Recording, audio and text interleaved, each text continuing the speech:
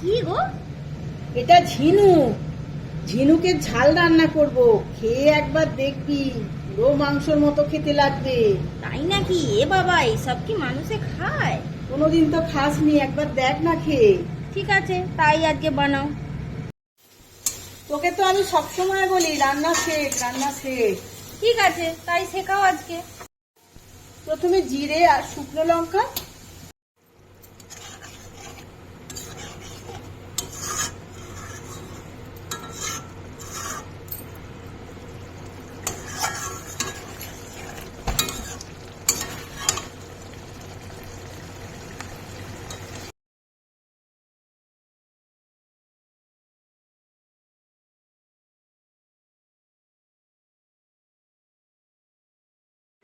এই দেখ রেডি হয়ে গেছে ঝিনুকের ঝাল।